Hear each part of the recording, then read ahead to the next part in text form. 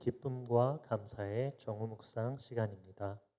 오늘 하나님께서 우리에게 주시는 하나님의 말씀은 고린도후서 5장 10절 말씀입니다. 이는 우리가 다 반드시 그리스도의 심판대 앞에 나타나게 되어 각각 선악간에 그 몸으로 행할 것을 따라 받으려 함이니라. 아멘. 오늘은 하나님의 심판에 대한 말씀을 나누려고 합니다. 하나님은 자비를 베푸실 뿐만 아니라 노를 바라시는 의로운 재판장이라고 성경은 말씀합니다. 그러므로 만일 사람이 하나님 앞에서 자신의 죄를 회개하지 않으면 하나님의 심판을 받게 됩니다. 하나님께서 우리를 심판하시는 목적은 그의 노와 저주를 바라시기 위함이 아니라 죄에서 구원하기를 원하시기 때문입니다.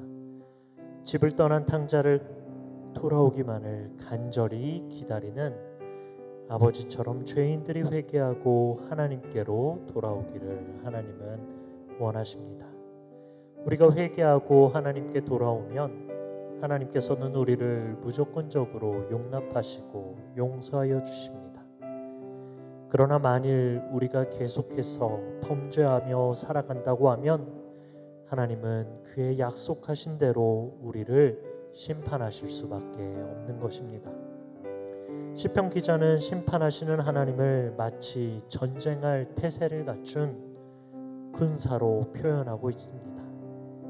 사람이 회개치 아니하면 저가 그 칼을 가르시며 그 활을 이미 당기어 예비하셨도다. 죽일 기계를 또한 예비하시며 그 만든 살은 화전이로다 라고 시편 7편 12절에서 13절로 말씀하고 계십니다.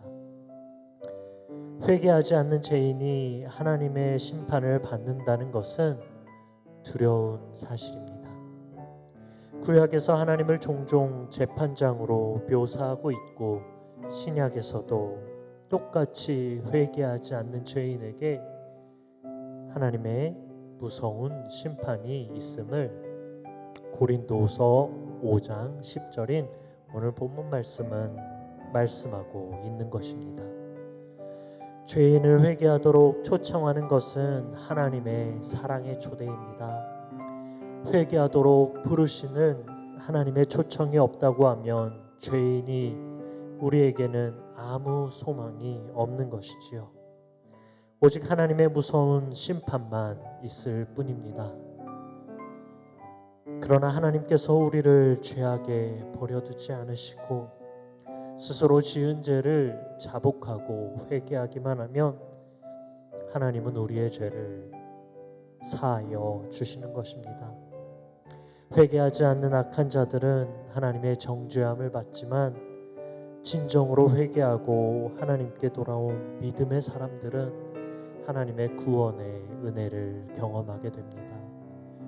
오늘 구원의 은혜를 경험하신 저와 여러분들이 오늘도 회개의 열매 맺으시도록 이 시간 함께 기도하기 원합니다. 먼저 기도할 것은 하나님의 심판을 두려워함이 아닌 감사함으로 맞이할 수 있는 우리가 되게 해달라고 기도하면 좋겠습니다. 그리고 두 번째로 하나님의 심판이 있음을 기억하며 늘 영혼 구원에 힘쓰는 우리 모두가 되게 해달라고 이 시간 기도하는 시간 갖겠습니다. 기도하겠습니다.